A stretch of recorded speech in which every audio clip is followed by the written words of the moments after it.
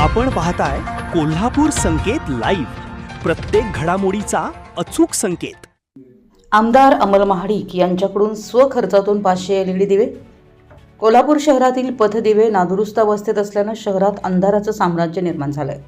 शहरातील व उपनगरातील भागात पथदिवे बंद असल्यामुळे अंधाराचं साम्राज्य वाढलंय। त्याचबरोबर नागरिकांना समस्यांचा सामना करावा लागत होता।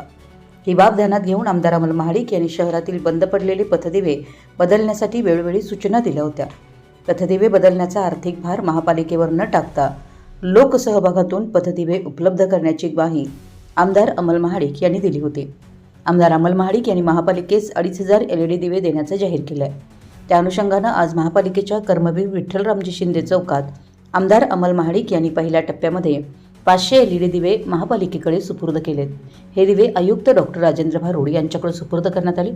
यावेळी स्थायी समिती सभापती विशाल शिराळे, महिला व बालकल्याण समिती उपसभापती दीपा ठाणेकर, सभागृह नेता मुरलीधर जाधव, प्रभाग समिती सभापती वैभव कुंभार, अतिरिक्त आयुक्त रविकांत अडसूळ, गटनेते आदिल फरास, नगरसेवक जयंत पाटील, विजय जाधव, विजयसिंह खाडे पाटील, नगरसेविका सौसृष्टी जाधव, जिल्हा परिषदेचे उपाध्यक्ष तानाजीराव पाटील, माजी नगरसेवक प्रकाश गवंडी, अजित ठाणेकर, निलेश देसाई, सहाय्यक अभियंता विद्युत नारायण पुजारी, कनिष्ठ अभियंता अमित दळवी उपस्थित होते। संपूर्ण महाराष्ट्रातील वेगवान घडामोडी व बातम्यांसाठी कोल्हापूर संकेत लाईव्ह न्यूजला सबस्क्राईब करा आणि बेल आयकॉन प्रेस करा।